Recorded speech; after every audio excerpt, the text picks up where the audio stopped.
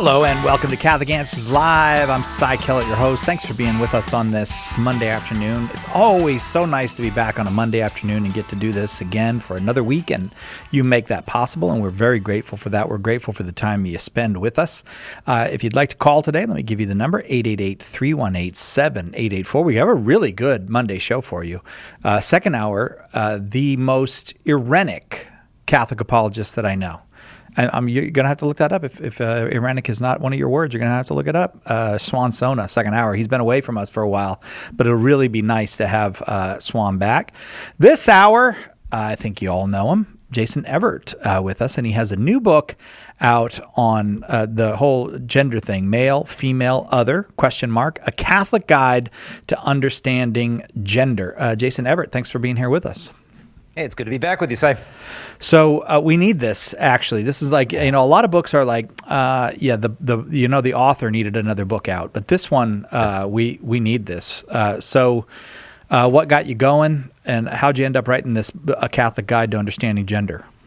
Yeah, well, I mean, starting 25 years ago, back when I got started with Catholic Answers right out of college, doing a lot of chastity talks, and, things were progressing. There were cultural battles going on. But just in the last 5 years, things just took this hockey stick acceleration of, wow, in terms of this issue, so many others, but going to so many schools, like just Catholic grade schools. And then the principal, like, yeah, we've got 7 kids in the lower school that identify as trans, and, 2 that identify as non-binary, and it's like, these are the Catholic schools. And then the parents coming up to me in the parish like, my daughter wants to get on puberty blockers and cross-sex hormones and get a top surgery, and she's only 15, and my nephew is now my niece. And it just seems like everybody has a touch point in one place or another of their lives. And wow. And there are Catholics wrestling with gender dysphoria that come up to me and like, okay, well, what's God's plan for my life? And I realized that we're really behind the game in terms of formulating a pastoral response to all of this. I mean, it's one thing to have an apologetic answer of, okay, this is Catholic anthropology, but it's like, okay, how do we apply that to these delicate pastoral situations of, okay, do I use their preferred pronoun? And, my cousin wants me to do this and wants to do that. What do we do? And so really trying to show how to balance charity with clarity, love with truth, to show people, look, there's room in the church for you to navigate through these questions of identity, and the church is not here to shame you. We know that you didn't choose to wrestle with this. God has a plan for your life, and he made you good. And how to walk through this difficult situation with people who you love, or even if you're struggling with it. Jason Evert, our guest this hour. We're going to talk about this whole gender issue. If you have questions about that, 888-318-7884. We'd love to have you involved in the conversation. Not just for Catholics, anybody who would like to talk about the gender issue. 888-318-7884. I'm sure that you know Jason from chastity.com, or maybe you've had the benefit of one of his chastity talks. We'll give out all that information again and again, but I want to really stress this book, Male, Female, Other, question mark, a Catholic guide to understanding gender. And I'm saying the question mark out loud because I know you are not asserting that there is other. Yeah. So we've got the question mark in there. Yeah. I want to get to maybe the hardest thing first, and that is accepting what people say about themselves so that they don't take their lives. Because we often get to this. As a matter of fact, I don't remember too many times talking about gender issues without somebody calling and saying, you talking that way is leading to people committing suicide. Yeah, no, and it's a very powerful narrative to hear. Like, okay, if I don't affirm this person in their transition, then I'm contributing to the worsening of their mental health condition. So I don't want to do that. So yeah, well, you be you. You be your authentic self, and if that means puberty blockers and cross-sex hormones, then just go ahead and do it. But the studies have shown that once you put the kids on the puberty blockers, the girls in particular are more likely to self-harm. They have a greater suicidal ideation. If they go through the whole transition and get the surgeries, what they found is within 10 years of that operation, their suicide rate climbs to 19 times higher than the general population. And if you isolate out the female to male transitioners, you're looking at a suicide rate more than 40 times higher than the general population. And this typically happens about a decade after the surgery. immediately overnight. And people say, well, that's because of all you transphobic bigots. Well, I would say to hold off there. That theory called the social stress theory, meaning the lack of acceptance is contributing to all these suicides. What the studies have actually shown is that the study was done with the big suicide rates in Sweden. It's a very progressive country, very welcoming on LGBT issues. The reason why we have such a huge suicide rate here is 90% of people who commit suicide have a diagnosable mental health condition. And hormones and surgery are not the way to treat those things. And so when they're promised these hormones and the surgeries that'll finally take away all this dysphoria, and then the anesthesia wears off, so many of them are realizing, wait a minute, this didn't solve my problems. This actually created more problems for me. And that's why on like reddit.com, there's a subreddit that has a community forum. 43,000 people are identifying there as detransitioners, screaming from the rooftops, hit the brakes, people. This is not the answer. This is not some one-size-fits-all, oh, you struggle with your gender, you are trans, go through transition, you'll live happily ever after. They said that is a narrative that is proven to be wrong by the data that's coming out right now. Why don't I see those people on CNN? There's 43,000 of them. Why am I not seeing them on the nightly news? Oh, well, they're getting out there more on the Joe Rogan kind of thing. So, they'll interview these detransitioners. So it really goes against the narrative. And it's a very powerful narrative. If you're a parent and your LGBT club at the local high school tells your kid, well, if your parents don't let you get puberty blockers, then they're not really affirming of you and they're not supporting you and they're not letting you be your authentic self. You're more likely to kill yourself. For parents, that's really scary because what they tell the parents is, what would you rather have? Would you ever have a living son or a dead daughter? In other words, you better transition or the child won't live. But this needs to be debunked. And yes, some people do take their lives, but what we've got to realize, there's so much more going under the surface here. I know an anesthesiologist, and he said, I won't even give anesthesia, to a patient who's going through one of these surgeries, because he said, look, I've seen their medical charts. I've seen the fact that 42% of these girls have already been diagnosed with autism. They have anxiety disorders, a history of sexual trauma, attachment disorders in their family. And to give these kids surgery, he said, this is collaborating with a mental illness instead of actually treating it. It's malpractice. It is the 21st century of a lobotomy, and I will have nothing to do with it. The number is 888-318-7884. Talking with Jason Evert about his new book, Male, Female, Other, A Catholic Guide to Understanding Gender. So what about the science that says, look, biological sex and gender are two different things? Are we standing against some great mountain of science that has shown us that gender is distinct from biological sex? Well, the only thing that you could apply science to would be sex itself, because that's measurable. Gender, as it's being used, is an internal sense of self. It's a belief system. And so you can't put that on a scale and measure it. So scientifically, how the organism is organized for reproduction is how you determine sex. And so for the human species, we either have, a male gamete or female gamete, a mature reproductive cell, sperm or an egg, that's it. There's no spectrum. There's no third gamete. It is what it is. You can have a disorder of sexual development where one or both of them is not functioning properly, but you do not have a spectrum of sex. We are a sexually dimorphic species, and that's the way we are. Now, the challenge with gender is this word can mean so many things, it's hard to pin down. It used to be used for grammar, and then it was used for biological sex, like a gender reveal party. And then it became gender roles in terms of our sociological way in which we express our masculinity and femininity. And then more recently, it's a gender identity, which is an internal sense of either being male, female, both, or neither, or somewhere in between. This is not a scientific concept. This is an ideology. This is an idea that your identity is something other than your body. But the problem is, if we untether our identity from our body, identity attached to something, still attached to personality. But there are as many personalities as there are persons, and you'll end up with an infinite spectrum of genders, which is where we're at now. Because I was going to ask you that, how many genders are there now? But it just goes. It's an ever multiplying thing. Yeah, Stanford University's college application has 18 you have to pick from. Male and female actually aren't on the list. Facebook is up to 58. Facebook in the UK is 71. Tumblr has a list of 500. The University of Essex over in England says there are now an infinite number of genders. Some guy actually reached out at the university, said, well, can you send me the list? So they sent him a list of 23, said, you got to do better than that. Can you at least give me 500? And they said, well, some of them are unknown and unrecognized. He said, well, how can you count them if they're unknown? He said, the reason you can't count them is it would take you forever to write the list. And if you could write the list, the whole universe could not contain it, even if you use really tiny font. So he won the debate, but I look at that, it's like, okay, great, you won the debate. Who's better off for that little argument? You have that guy who's thinking a lot about the logical inconsistencies, but he probably doesn't even know anyone wrestling with it.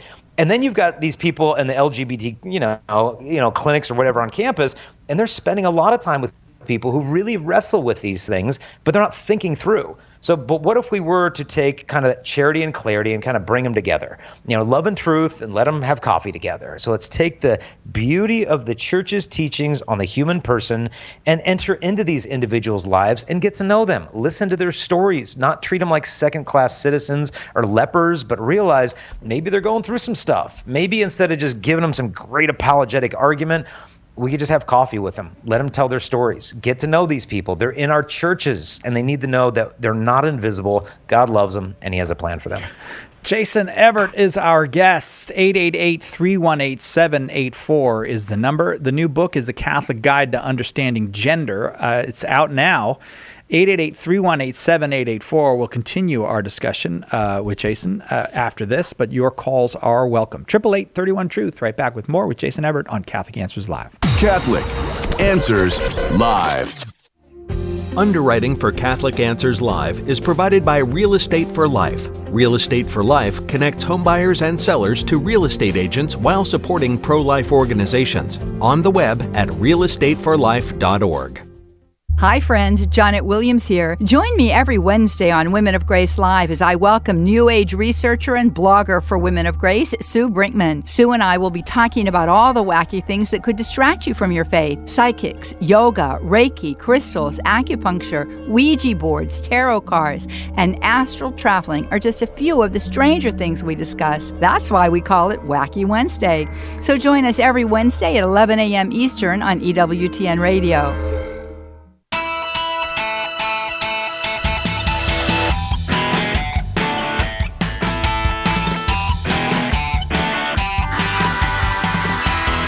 Male, female, other, A Catholic Guide to Understanding Gender is the new book from Jason Evert. Jason has been doing yeoman's work for decades, helping lots and lots of people, young, old, and in between, come to understand the beauty of the call to live a chaste life, a life of devotion and faithfulness, a life of openness to God and to life and all that.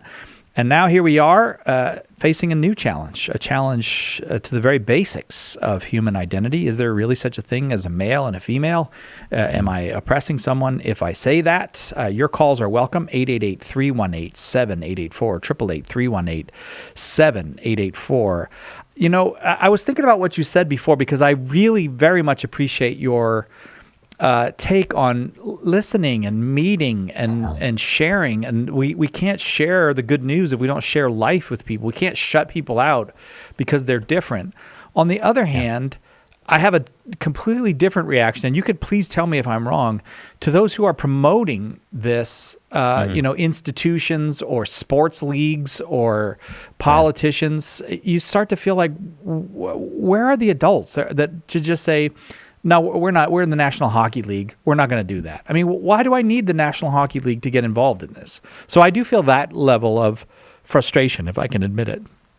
Yeah, no, and that's fair because you have the way that I kind of look at it is it's almost like imagine a husband and a wife in a big fight and they're just screaming at each other, but at their feet is a kid who feels completely invisible and ignored, just traumatized by all the bickering going back and forth. And it isn't even like the left and the right anymore, because there's many people within the trans community that are saying, no, this is child abuse. We should not be having drag show queen reading stuff in kindergarten libraries. We shouldn't be putting 9-year-old girls on puberty blockers and letting girls in Portland, Oregon get a double mastectomy at the age of 15 without their parents' permission or knowledge. Right. That is child abuse. These are voices within the trans community saying, no, we got to draw the line here. This has gotten out of control. So it isn't like just a left-right kind of thing. There are plenty of people who identify as Democrat, pro-choice, lesbian, activist who are like, you're not a woman because you went through that surgery, and so it isn't a left, right, black and white kind of thing. But yeah, it's right to be stirred up and be like, wait a minute, they're coming after kids in these public schools. Like, I mean, the state Department of Education in Massachusetts had mandatory story time for kindergarten through 4th graders. 480,000 of these kids had to sit and listen to these gender storybooks that when you were born, the doctor said it's a boy or a girl. But if that baby grows up to be transgender, then it means that the doctor and mommy and daddy were wrong. And they're reading this to like 1st graders throughout the entire state of Massachusetts. This should get your blood boiling, because there's no room anymore for a girl to be a tomboy anymore. Yeah. It's like, oh, you're into soccer and you're into like climbing trees. Well, maybe you're not a girl. It's like, well, wait a minute.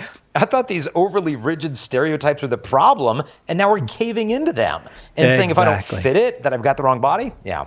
888-318-7884. Yeah, one of the this was a great thing. You had girls climbing trees and adventuring and having fun and all that stuff. Mm-hmm. And now that means she's not a girl. So what does that mean? That to be a girl, you have to be a stereotype. You can't be a real person. Yeah, and these stereotypes are really fueling, I believe, a lot of these the gender questioning with the kids. Because imagine being an adolescent girl today. My goodness, I mean, with social media, you are expected to be sexy and innocent and assertive but submissive, and successful but domestic. Like all these polar opposites that are kind of just impossible to balance simultaneously. A lot of the girls are just kind of opting out. And it's not necessarily that they want to transition to be a boy. They just don't want to be a girl. Yeah. And so they're landing in this middle ground of calling themselves non-binary. It's just like, hey, I'm out of this thing. Like, count me out. I don't want to be this. I don't want to be that. And it's an escape in a certain sense. Some are saying it's like a dissociative mechanism to deal with this anxiety that these kids are going through. And that's a lot of there is a social contagion element to it, where these kids are spending endless hours on their screens in their rooms. Then they're at a public school and 2 of their friends come out. Before you know it, there's 7 identifying as trans. So there is a social contagion element to this, and that's coming out more and more in the research. Let's go to phones, because there are quite a few people who'd like to talk with you, all right? Okay. Jason Everett, our guest, your call's welcome, 888-318-7884. Let's go to Walt in Malvern, Pennsylvania, listening on the EWTN app. Walt, thank you for your call. Go ahead with your question for Jason. Hey, Jason, I wonder if how much of this is driven by a lack of relationship with people's fathers, and also, well, sort of a statement, but I guess I want to know if you agree with this. A lot of this is also driven by the pharmaceutical companies and medical institutions that make a lot of money on people's misery, much like contraception. Yeah, well, to address the second point first, in terms of the amount of money involved in this, it's staggering. For a guy to have a surgery, or for a female to get a surgery to construct a pseudo male genital, can cost upwards of $100,000. And so when insurance are covering these things, somebody's getting that money. The hospitals are getting this stuff, the pharmaceutical companies, because when a person transitions, if you want to take on the secondary sex characteristics of the opposite sex, so when a person goes on cross-sex hormones, they don't develop the primary sexual organs. organs, the reproductive organs of the other sex. What they develop are secondary sex characteristics. So when a girl goes on testosterone, she's going to have a deeper voice, eventually some facial hair. It'll change the redistribution of fat in her body, and it'll give her a more masculinized appearance. And so it's a masculinization of a female body, not a transition to a male body. But if she wants to retain that look, but if she goes off the testosterone, within 3 weeks, things start going back to where they normally were. So you have to keep up the dosage of this. Within 5 years of that, the woman is going to have to get a hysterectomy because her uterus will begin to atrophy. It becomes so painful, they have to take it out. But 10 years, 20, 30 years later, she still has to be on these hormones. But if a guy, for example, were to have an orchiectomy, which is to have the testes removed, and then 10 years later realize, oh my goodness, that wasn't a good decision. Now he has to go on testosterone supplements for the rest of his life to produce the testosterone that his body normally cannot anymore after that surgery. And so whether you detransition or not, in many respects, you could be slaves to the pharmaceutical industry for the rest of your natural life to maintain the desired appearance because your body isn't producing those hormones. And so the amount of investors getting involved in this and realize, like, wait a minute, there is a lot of money to be had between the surgeries, the cross-sex hormones. I mean, Planned Parenthood is diving into this and getting clinics set up. And hey, come on in, get your puberty blockers, get your cross-sex hormones, just come on in. A lot of money to be had here. Now, in terms of the psychological thing, what I have found with gender dysphoria is everybody is unique. Everybody's got their own story. And for some, does it involve a broken relationship with a father, a lack of connection with that masculine identity with your own father? Sometimes that's the case. I met a guy a few weeks ago, and for him, his struggle began with online pornography, that he started with a pornographic addiction, and then he discovered these genres of transgender pornography that confused him but excited him at the same time, and then began making him question, why am I getting aroused by this type of thing? Maybe this is something that is a part of my identity. And some people suffer sexual abuse and want to disassociate from their body as a way to deal with the trauma. Everybody's got their own story. That's why having this narrative, oh, you experienced dysphoria, you're trans, here's your hormones, that is way too flat of a narrative. We need to go deeper into these layers, listen to their stories, and give them the mental health support that they actually need. That is, it's not a transphobic attitude toward them. Walt, thank you very, very much for those very fine questions. Very helpful. There's lots of folks on the line, so I'm going to keep moving. There is just one line open right now, 888-318-7884. We're talking about gender with Jason Evert. Jason has a new book out now. You can get it right now, Male, Female, Other, A Catholic Guide to Understanding Gender. 888-318-7884. I go now to Jen in Des Moines, Iowa, listening on Iowa Catholic Radio. Hi, Jen. Got a question for Jason? Hi there. Yes, I do. Thanks for being with us this evening. In your opening comment, you talked about the fact that these kids are confused and that God has put this in their lives, this transgender situation. And to me, it just seems hard to understand that because it just seems so sinister and so evil. I don't know how God can be causing such confusion over so many people and having such a dramatic effect on our children and our society.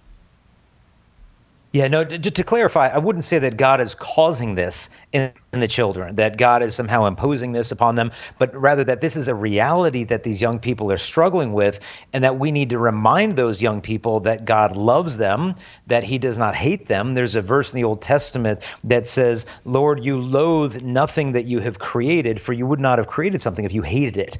And so we need to remind them that God doesn't see you as like this walking abomination, and he doesn't look upon you and say, oh, see that person choosing that gender dysphoria, how disobedient they are. What we're talking about here is a diagnosable mental health condition. If you look in the DSM-5, which is, the essentially catalog of mental health disorders, personality disorders, gender dysphoria is right in there. And so right alongside many of these other things, whether it's borderline personality disorder, bipolar, schizophrenic, you name it, this is one of those. And so we need to not look at these things as God causing it in the life of that person, but rather that person suffering from that thing. That might not be like a physical ailment. The problem isn't in the body. The problem is in the mind. And so we need to reassure them that God loves them and he has a plan for their life. And we need to show the love of Christ. Because if Jesus Christ was walking this earth right now, he'd be going to lunch with them. He'd be having dinner with these people. He'd be hanging out with them.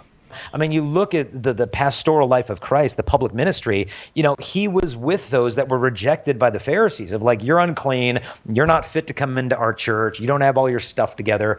He would go to those peripheries and engage in those people and walk with them. And so I think we have a responsibility to do the same thing. Makes sense, Jen? Yes, it does. I appreciate the clarification. Thank you. Yes, thank you. You're Thank welcome. you very, very much, Jen. Lots of every line full now because lots of folks would like to talk with Jason Evert about this topic. As a matter of fact, this is the book we've needed, and Jason is certainly the guy to write it. He's been dealing directly with, people of all ages on issues surrounding chastity and marriage and the entire gamut of the sexual revolution, confronting ideas that have been hurting people for a long time. So I'm just delighted that he has this new book out. I'm sure you will be as well. It's helpful to you. You want to answer basic questions about gender, like how many genders are there? What if my daughter says she's trans? Do some people have an intersex brain? Or whatever the other questions are, he tackles it in there. Male, female, other. A Catholic guide to understanding gender. As I said, we got a whole bunch of folks on the line, so just hang on. We'll be right back with more questions for Jason Evert on gender on Catholic Answers Live.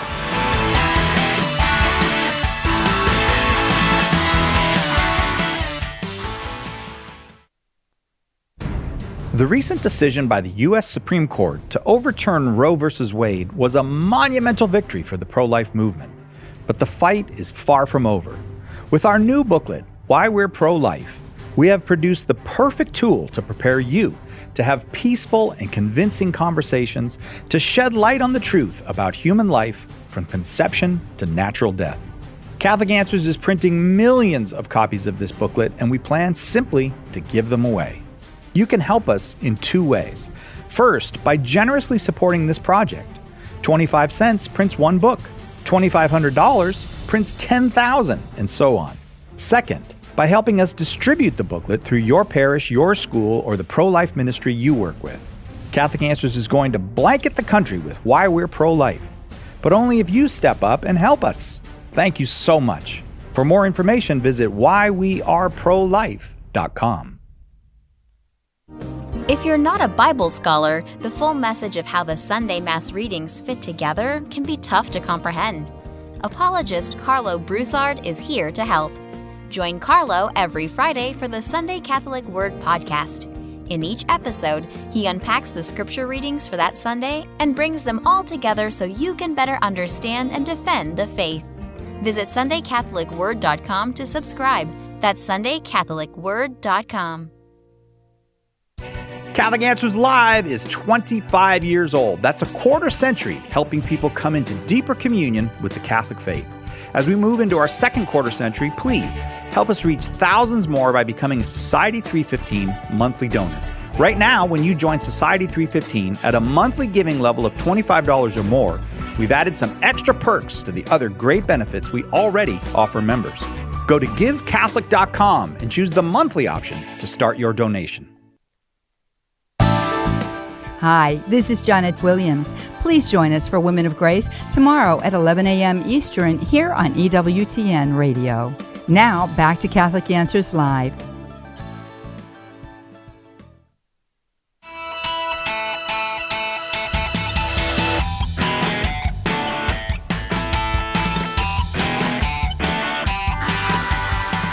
Welcome back to Catholic Answers Live. It's always a great benefit to us, and I know to many people, when Jason Evert is here. Usually we're talking about chastity. Jason's website is chastity.com. He does chastity talks all over. You can find out about that there. He also has Lust is Boring. That's a podcast? Yeah, it's a podcast. We release an episode every week and a half or so. Well, that is very contrary to the narrative. Lust is boring. Yeah. Everybody else is trying to sell it. It's like, wait a minute, if that's boring, then what's exciting? And then that's kind of the hook there. God's plan for human love is a lot more exciting than getting used. And you've been all over the world doing chastity talks, but you were saying before we started the program today that you're doing at universities and parishes, a lot of more people are asking for gender talks. We're just come and explain this to us. Yeah, the phone's ringing off the hook because, the people are coming to the principal, what's our policy on this? I don't know. And then they ask the pastor, what's our policy? And he's like, well, I didn't go to seminary and study non-binary training. I don't know what this stuff is. And they go to the bishop, what's our policy? And so we're kind of scrambling. And so we're getting a lot of parishes, a lot of universities saying, hey, can you come and give a presentation on this topic? One that will, be pastorally sensitive to the families really wrestling with this, but at the same time can show the beauty of God's plan for being made male and female. You can call and talk with Jason right now if you've got a question about this, 888-318-7884, or going to Ginger right here in California, listening to EWTN on Channel 130, Sirius XM Satellite Radio. Ginger, thank you for the call. Go ahead with your question for Jason. Thanks for taking my call. I really appreciate it. And you are very needed in today's world, so thank you, Jason, for writing this book. My godson is taking hormones to be a girl, and he is got boobs. He's, like a girl, like you were explaining. He doesn't live in the same city as I do, so I don't have very much contact with him or her. He wants us to call her a she now, and it's very hard when I see them, which is not very often. I struggle with that, and he's coming to my son's wedding this month, and thank God my son is marrying a female, and it's not in the church, but anyway, my godson is coming with his boyfriend and my sister, his mom, and I'm not sure how to deal with this. I'm really struggling. I want to be nice. I always have been accepting of it, but I don't accept it, and I don't know how to do both. Yeah. No, it's understand. I mean, the first and foremost thing is to pray, as your godson, that God has entrusted this child in a way to you that even though you might be far away, you're still able to have an influence in their life through your prayer, your intercession, your fasting. That's first and foremost. The second thing, every time you possibly can, just love on that child. And whether it's his birthday and you can send him a birthday card, a gift from auntie or whatever, a graduation. Hey, congratulations. I met a woman recently who was in a similar situation, and her nephew was transitioning to niece, and she had a real good relationship with the boy, and they were talking about pronouns, and then aunt was like, well, we don't really see eye to eye on this, and I feel like, look, I love you, I really respect you, but I feel like if I were to use those pronouns for you, I'd feel like I'd be lying to you, and so I kind of feel more comfortable not using that pronoun. Is that okay? And the boy's like, well, just because you're my aunt, I'll let you do that, okay? And so to me, it was like, okay, they had the friendship in place that allowed a little bit of that tension to exist. And sometimes if we don't have that friendship, they say rules without a relationship creates rebellion. And so that's true between God and humanity. It's true between parents and kids. And so I would say take every opportunity that you have when you're in the proximity of that boy or even at a distance to try to build that friendship, because they need to know that they're loved by you as they see this going on. And then in the meantime, you can be researching this stuff, learning about it. Okay, why is this going on? What does this mean? What is this hormone that he's on? And what he's calling himself trans this or trans, what does that mean? Really learn the stuff. If you go to our website, chastity.com, and then just do /gender, we have a ton of resources there. I mean, we've got the gender book we just came out with, but lots of links for families of different approaches you can do, policies that parishes can put into place, all kinds of resources at chastity.com/gender, interviews, blogs. Really research this stuff, because a lot of times we're talking past each other because we don't understand their language. It feels like a foreign language. Well, what does it mean? The Z and Zer and this pronoun and that. I don't get all this stuff. It's like if you fall in love with someone who speaks the different languages, you probably want to learn the language just for the sake of having that deeper connection. And so it doesn't have to become your first language, but it's worthwhile to learn it. And so I would try to learn where he's coming from, spend a lot of time in love, and then, God willing, as you build that friendship, you're going to be able to witness to him, to be able to walk with him of like, hey, Have you, tell me, when did you start feeling these things? Like, ask some good questions. And, wow, that must have been really, really hard. When did that start happening? So you're asking questions. You're trying to get him to think through stuff, because what we want to do end game, in my opinion, is help them to listen to the dysphoria, because I think the dysphoria is a roadmap towards their healing. Not in the sense of obeying it to transition, but listening to the story that it's telling us. And I'll just give you one quick example. I met a boy and he said that he's trans. We had a great conversation. And he was telling me about his family and that his sisters are so loved by his parents, but he's always the black sheep. Long story short, I said, do you think if you were born a girl, you would have been loved the way your sisters are loved? And he said, I know that I would have been. And to me, that was kind of the key, that he wasn't wanting to be a girl, he was wanting to be loved. But transitioning was the path to find the love that he thought which he was created for. And so I think we want to help them listen to the deeper story that's being told, and realizing that transitioning and hormones and surgery isn't the answer to these things, because it isn't that you were born into the wrong body. You were born into the wrong culture. A culture that told you might have to hurt your body in order to be your authentic self. It's the culture that needs to be reconstructed, not your body. And so obviously that might be hard for them to hear, but you're going to want to create some loving tension there to say, hey, look, I love you, but I'm going to challenge you to rethink some of these things. And hopefully you can maintain a friendship in that context. Thank you very much. Thank You're you, welcome. Ginger. Thanks very much for the call. The number is 888-318-7884. Our guest is Jason Evert, and he was just mentioning the website chastity.com, but he's got a new book on the whole gender thing from a Catholic perspective: male, female, other, a Catholic guide to understanding gender. If you have questions that would be about the gender issue or related topics, you're welcome to call. You don't have to be Catholic. You're welcome to call 888-318-7884. We're going now to Boise, Idaho. Rebecca in Boise, Idaho, listening on Salt and Light Radio. Glad you're here, Rebecca. Go ahead with your question for Jason. Thank you, Jason, so much for writing this book. I can hardly wait to get my hands on it. I counsel a young woman that is gay, and I understand, the difference between the gay and lesbian or the lifestyle, but I'm not really sure I understand the binary thing. So could you explain that and what that means? Yeah. The idea of a binary is that whether we're male and female and it's a rigid either or, that's a binary. It's a very strict way of looking at reality, male or female. So non-binary is saying, you know what? That isn't really true. That isn't necessarily male or female. There's a whole spectrum that could be present there. And so non-binary is saying, it's not necessarily I'm transitioning from male to female.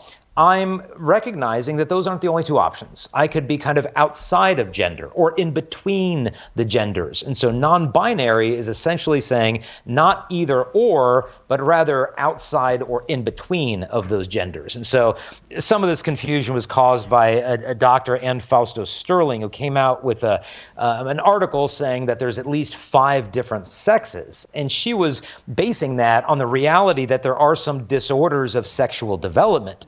But she was trying to conclude from that reality that, there's all these different sexes. It's like, no.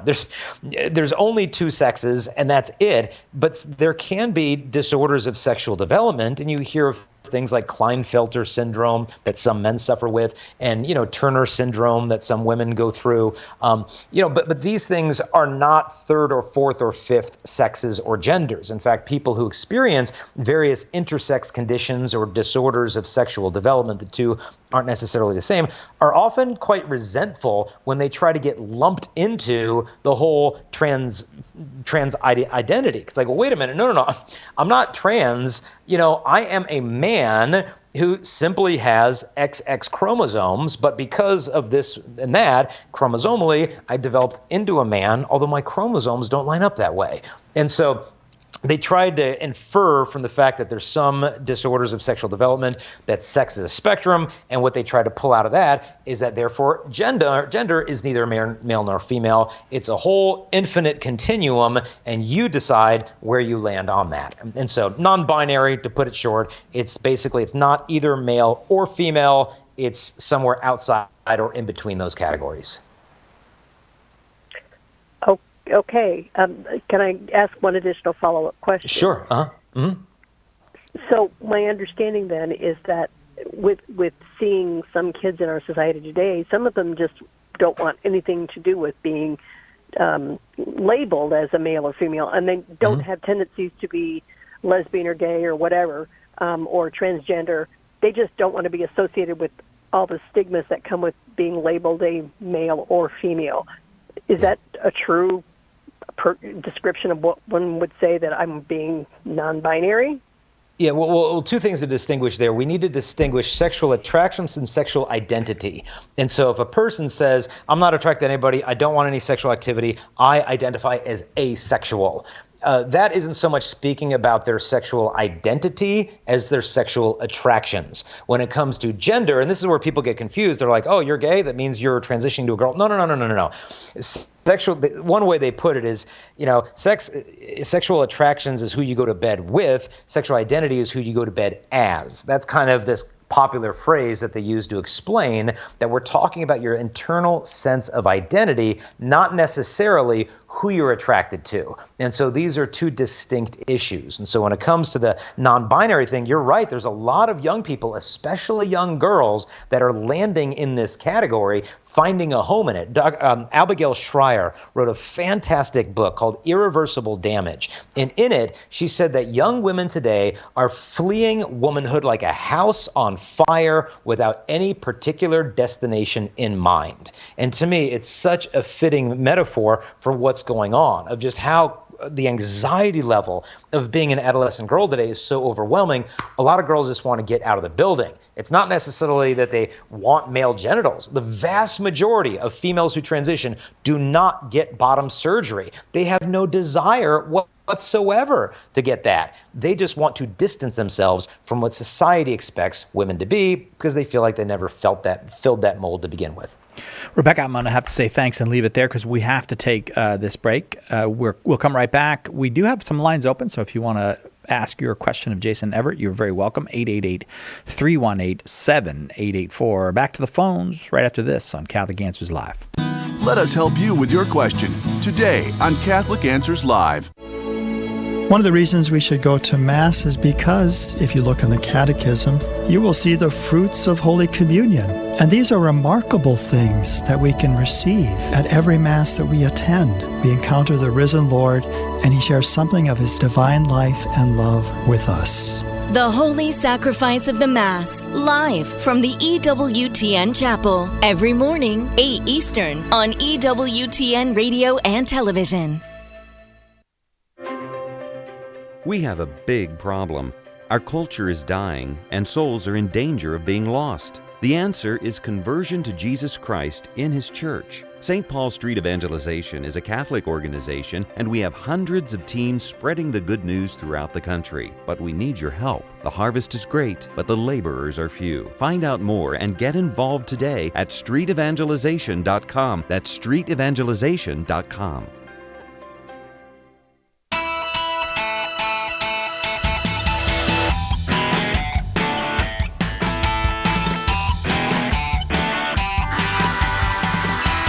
Welcome back to Catholic Answers Live. I'm Cy Kellett, your host. Our guest this hour is Jason Evert. Next hour, Swan Sona will be here, and we're going to talk with Swan about the various controversies around the veneration of icons or the use of art in worship. If you have questions along those lines, we often have those discussions with our Protestant brothers and sisters as Catholics. We have those discussions, but we'll also take a look at the Orthodox Christian side of that, and can we accept all of what the Orthodox do as far as the veneration of icons. Very interesting conversation to have with Swan Sona the next hour. If you're interested in art or the use of art or the use of images in worship and in the spiritual and religious life, it will be a perfect hour for you. This hour, if you'd like to talk with Jason Evert about his new book, Male, Female, Other, A Catholic Guide to Understanding Gender.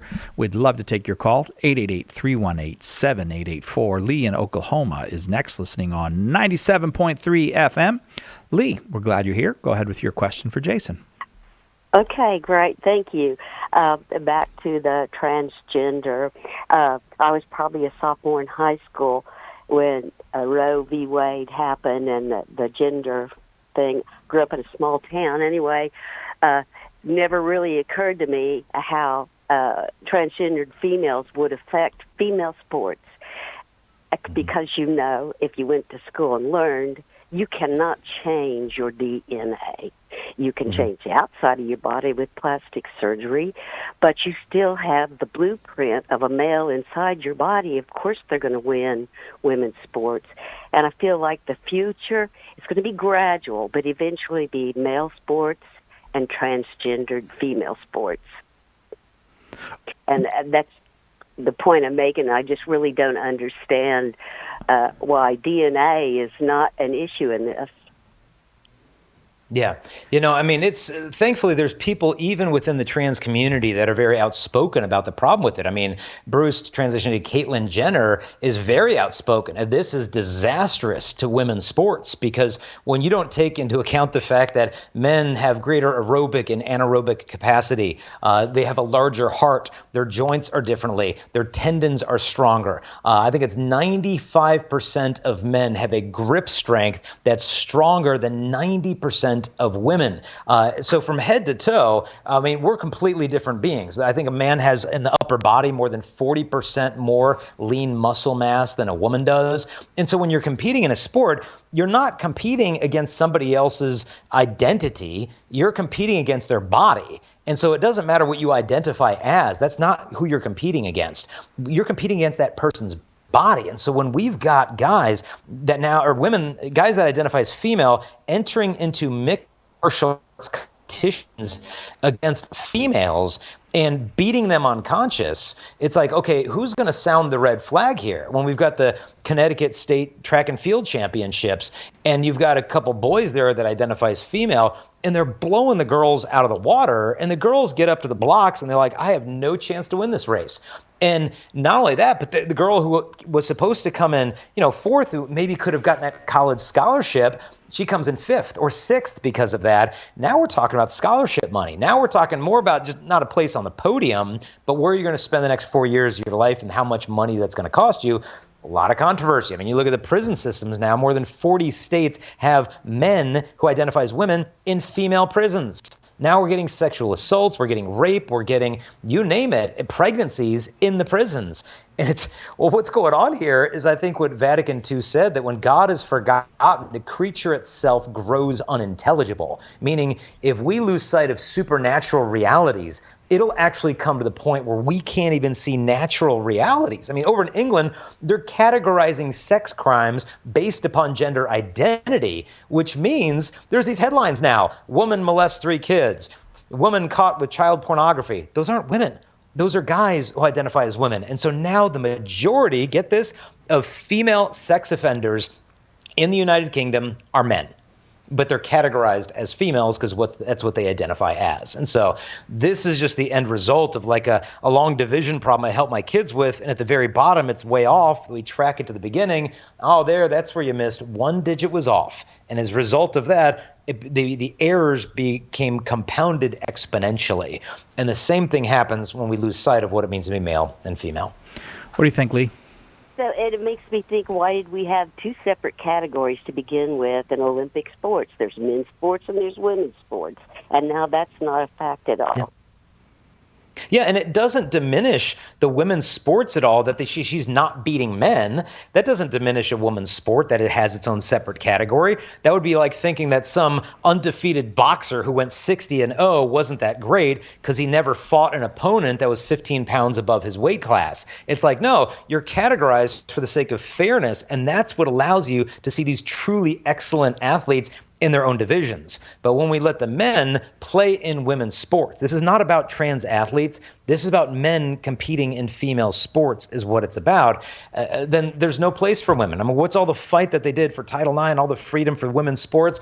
It's all down the drain. And thankfully, Catholics and Christians are not the only ones pointing this out. There's plenty of people on the left that don't agree to us with lots of other political, ethical issues that are saying, look, this is going a step too far.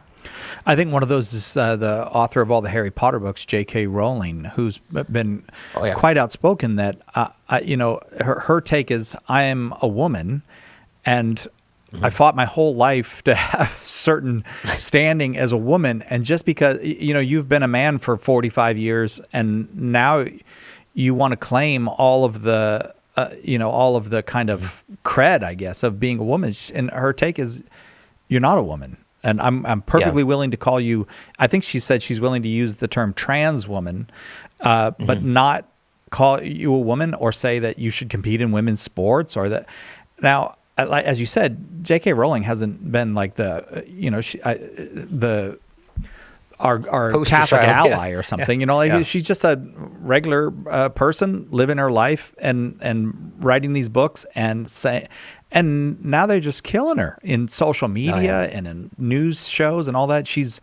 I really find the word transphobic in such a context horrifically the body to fit that. And so neither approach, overly rigid gender stereotypes or gender theory, is the answer. I think what we've got to realize is just we got to avoid this over accentuation of gender and not eliminate gender, but realize there's a lot of space here for us to be male and female. And you don't have to fit this cookie cutter mold. I had lunch with a nun a while ago. She was a nun, she was a surgeon, she was a doctor, and she was a colonel in the United States Army. And I'm like, wow, like you just feel like not being an astronaut because you're lazy or like you're trying to hog all the vocations yourself. But she wasn't doing these things instead of motherhood. Like she was mothering through these things. And so I think she does a great job of showing like, hey, you don't have to fit into this box. Womanhood is not a box or a cage. It's a firm foundation upon which you can stand to bloom into who God created you to be. Lee, I appreciate the fascinating questions. All that satisfying to you? Yes, very much so. I appreciate it, and thank you. Well, thank you. I appreciate it, and I do hope lots and lots of people will look for Jason Evert's new book. I think it's so much needed. It's often people will ask me questions, and I don't know the answer to them because I haven't heard that term yet. I'm old and past my expiration date as far as being up on terminology. But Jason, he's not that old, and he does keep up on this stuff. So, male, female, other, a Catholic guide to understanding gender. I think it would be useful for anyone, not just for Catholics. Although the Catholic Church has a long tradition of moral thinking and, frankly, metaphysical thinking about reality in the light of the revelation of God's love in the person of Jesus Christ. And so this will be helpful to anybody who's of goodwill and wants to know. Check it out. Male, female, other, a Catholic guide to understanding gender. I think we have one more call, and I want to try to get that person on. Let's get Brian in Salt Lake City, Utah, watching on YouTube on.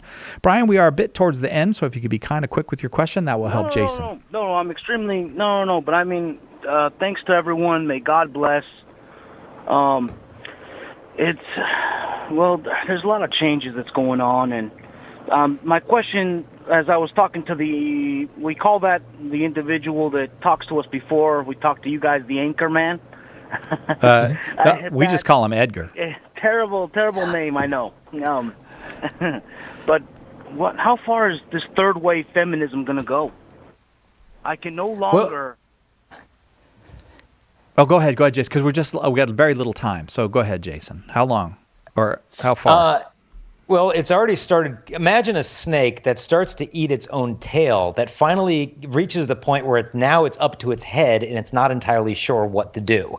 That's what's happened with feminism. It started to devour its own tail of what is the woman, what is our identity, and then it's now curled around the point where it's like, wait a minute, we've lost all of these rights that first and second wave feminism were fighting toward to be distinct, from men but equal. And now the man can become a woman. And so I think there's only one way for the pendulum to go. And frankly, that's for this wave of detransitioners to help everybody wake up and realize that if we don't even know what it means male and female anymore, it's a time to rediscover ourselves in the light of God. Brian, thank you very, very much. Chastity.com is where you can find out all about what Jason Evert does. Maybe get him to talk at your school, maybe about chastity, but more and more talks on gender, especially at universities and parishes. Check out the podcast, Lust is Boring. And if lust is boring, there must be something else that's exciting, and there is, and Jason will help you find it. And don't forget to check for the book, Male, Female, Other, a Catholic Guide to Understanding Gender, out now from Jason Evert. Jason, thank you very much for a very, very fine hour. Good to be with you, Si. Thank you. It's always good when you're here. You're always very, very helpful. And what I always take away too is this is not a judgment. We need to be loving and compassionate after the model of Jesus himself. We'll be right back with Swan Sona on Catholic Answers Live.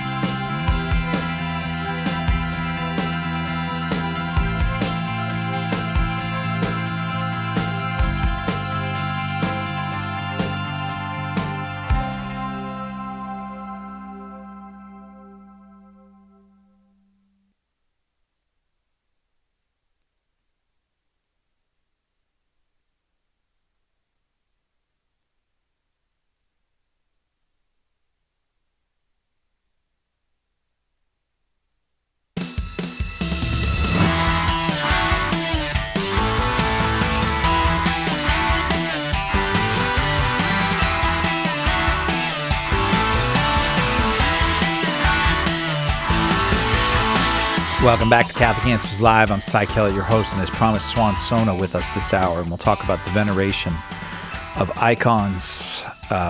What is that all about? What does that mean as far as our understanding of worship, worshiping God and not images, all of that.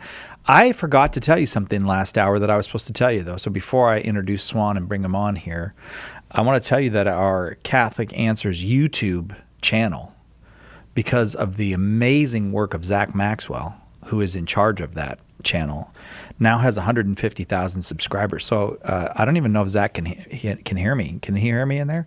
Congratulations, Zach, on reaching 150,000 subscribers. Now on to 1 million, to infinity and beyond. Nice work, Zach. And apparently the Lord approves of Zach's work as well, because he's reaping a great reward next month. He'll be gone for the next couple weeks because he's getting married. That is one of life's great rewards, marriage. Well, anyways, congratulations on both of those things, but especially, and I mean this from my heart, on getting 150,000 subscribers. The Swan Sona is our guest, and as I said, we're going to talk about the veneration of icons. Swan was a Baptist. He converted to Catholicism. You probably know him from Intellectual Conservatism, his podcast, but that is now changed to Intellectual Catholicism. Swan Sona, thanks for being with us. Oh, it's great to see you again, Cy. I'm so happy to be back. Oh, we're very happy to have you back. We missed you, actually. So if I just go to intellectualcatholicism.com, I'll find your podcast? Well, so it's not a website like that just yet, but it is a YouTube channel and podcast. YouTube channel. Oh, okay. Yeah. So, and what kind of things will I see there? Because you have such an appreciative following, and I think people are appreciative of you. And I see Protestants, I have to say I've seen dozens and dozens of Protestants say, I just like Swan so much because he's so considerate the way he speaks. He's so, like respectful, I suppose, is what they say. So what are they going to find at Intellectual Catholicism? Right. I mean, so the mission of the channel is just to present the best of Catholic intellectual content, to do so in a way that is, kind of in the spirit of dialogue and charity. And so you're going to see things on like icons and veneration, a lot of my work on the papacy, and even other issues related to Catholic and Orthodox and Catholic and Protestant debates. And you were among the people I noted were, I believe, cited by Cameron Bartuzzi. Cameron Bertuzzi. Yeah, that he, famous spiritual, religious podcaster, a searcher in many ways, but Protestant Christian, now came into the Catholic Church. So are you taking full credit for that because you convinced him of the papacy, or? No. The full credit goes to God, right? Oh, and then okay. I'm but his humble vessel, right? So Okay. I played the part with the papacy insofar as I could, but there were a lot of other people like Matt Fradd, Trent Horn, who did a lot of good work. So yeah. I And just Cameron played my himself. little snippet. Yeah. Mhm. Right, but it really does suggest that dialogue that includes a real sincere effort to reason together. It matters. It's not just nothing. It does matter. Yeah, it really does. Just treating the other person with respect, making sure they feel heard, and then really taking the other person seriously. That's really important. I'm going to try that. I'm getting closer and closer to trying respecting other people and taking them seriously. I'm almost fully convinced. 888-318-7884 is the number. 888-318-7884. What is icon veneration? What are we talking about when we say the veneration of icons? Right. So in the Catechism of the Catholic Church, if you look at paragraphs 2132 or paragraph 477, what you see is basically it says, the honor paid to sacred images is a respectful veneration, not the adoration due to God alone. So that's important. So it's not icon, let's say, worship as in the same kind of worship we give to God. It's a veneration. It's a show of respect. And then the other thing, too, is that, as the Catechism says, the movement toward the image, right, if we bow or if we kiss it, does not terminate in it as image. That is to say that we're not, let's say, putting it all in the image, and that's what we really care about, but tends towards that whose image it is. So the person, the event that is being represented. That's an important thing to keep in mind. So this is I'm familiar with this as a conflict between Catholics and Protestants in many places. But would you say that that Orthodox Christians and Catholics are generally agreed on this, or are there differences in the way that we understand the veneration of images? Well, I would say that the Orthodox and the Catholics, we're definitely on the same page in terms of the veneration of icons and the use of images. So this isn't really an area that we differ. It's an area where Protestants and Catholics differ. So I got to say, it does sometimes seem, Swan, that the second commandment is on the side of the Protestants on this one. Mm-hmm. As a matter of fact, that's usually the first argument made from the Protestant position is all of this has to be reserved only for God. All of this that you're doing with images, statues, icons, all that. Yeah, well, Sai, let's look at the second commandment. For us as Catholics, we put it's part of the first commandment, so you shall have no other gods before God, and we put it with the first commandment. But for Protestants, they have it as its own separate thing. So here's what the second commandment says in Exodus chapter 20, verses 4-6. I'm just going to read a little snippet of it. It says, "You shall not make for yourself an idol, whether in the form of anything that is in heaven above, or that is on the earth beneath, or that is in the water under the earth. You shall not bow down to them or worship them." All right, so at first it might seem like, oh, well, Catholics, they bow down and they venerate, but, that really just means worship for Catholics, right? So that's what Catholics are really doing when they venerate icons. And it says you shouldn't make an image or an idol in the form of anything, right? That is basically heaven above, on the earth, water, whatever. So the interesting question I think we need to ask ourselves is, okay, if we look at the second commandment in this way and we just read it, let's say, in an isolated context, then it would prohibit all art, right? Because we can't make anything that's an image. So, idol might be a bit of a interpretation, but it really just says image. So does it mean that we can't make anything in the form of, let's say, a dove? We can't draw an image of a bird? For Christian artists out there who draw pictures and portraits, is that prohibited? And what's interesting, Sai, is when you look at the history of Jewish interpretation of the second commandment, what you find is actually they didn't view it in that rigid way. Now, obviously, people are going to say, well, in the Old Testament, they did have the problem with images. No, but I'm talking about actual Jewish figures who are considered, let's say, Orthodox, who are beloved by God, who are never chastised, okay? So let me give you some examples, right? So in 1 Kings chapter 6, 27, we see that when the temple is being built, notice that somebody might say, okay, images are okay as long as God specifically commissions them, right? But in the case of the building of the Solomonic temple, right, King David gives the instructions and then Solomon builds it. And they have this image of the cherubim in the temple. All right, so you see already then that the Israelite kings, they had the privilege of being able to, use images in this way. King Hezekiah, who's famous for destroying the bronze serpent that eventually became worshipped by the Israelites, he, in his own royal administration, if you look at the archaeology on this, his royal seal, his official stamp of approval on things, had an image of a doe on it, of a female deer. When you look at the Second Temple period, as people were burying their dead and then putting them in these boxes called ossuaries in preparation for the resurrection, if you look on the ossuaries, what you're going to find are images of the menorah, right, of the candle. Yeah. And then in the Herodian period, so this is about 30 BC to about 73 CE, so into the time of Jesus, you see that wealthy Jews, they had houses adorned with images of birds and other natural creatures in their houses. And it's funny because even some of the archaeologists, they're really confused because they said, wait, we thought, the Jewish people were aniconic and iconoclastic, and then here we're finding images everywhere. And then even during the time of Jesus, they found, or this synagogue during the time of Jesus called the Magdala Synagogue, where Mary Magdalene might have gone when she was, a young Jewish girl. And what they found in this synagogue were images of the menorah again.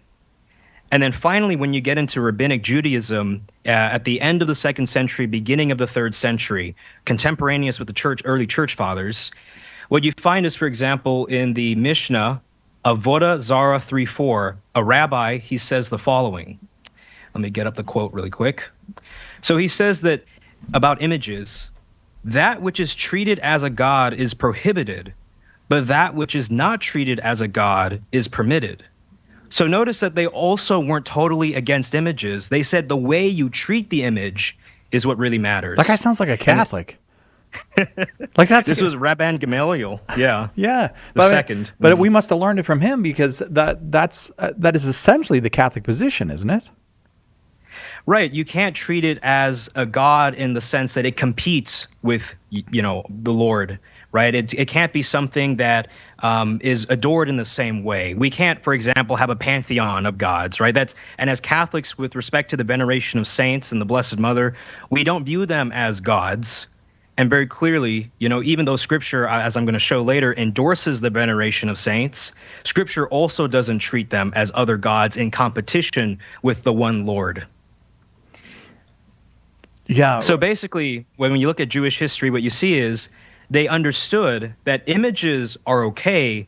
You just have to be careful how you use the image and how you treat it. So the second commandment is not this kind of rigid, absolutely no images. Over time, you see with the Jewish people, they develop their understanding. They're careful with how they use images. And then by the time of the 3rd century, you have the Dura Europos synagogue, which is just adorned with all kinds of images that look almost like the catacombs, right, in the early church. So you see that the Jewish people eventually understood, it wasn't a total prohibition against images. We just need to be careful how we use our images. 888-318-7884, the number. This is a very common kind of dividing topic, especially as we just spoke about with our guest Swan Sona, between Catholics and Protestants.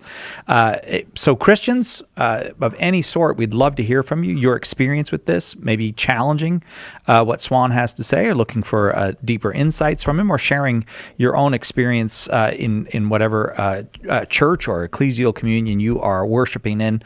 We'd love to hear from you. This is a kind of a pan-Christian topic, and a great one for us to reason together about. 888-318-7884, 888-318-7884. Can we really venerate icons? Can we really venerate images? Swan Sona is our guest. We'll continue with that conversation right after this on Catholic Answers Live.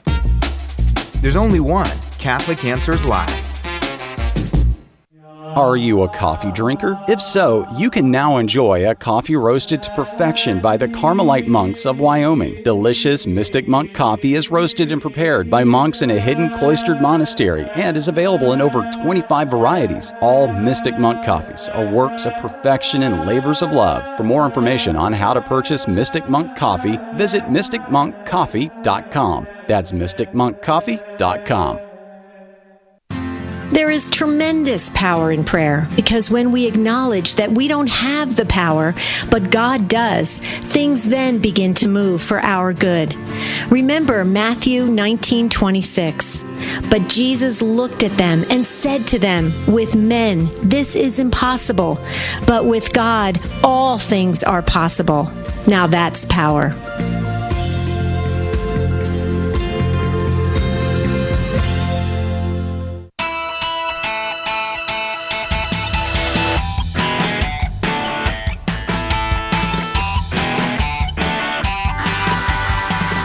Welcome back to Catholic Answers Live.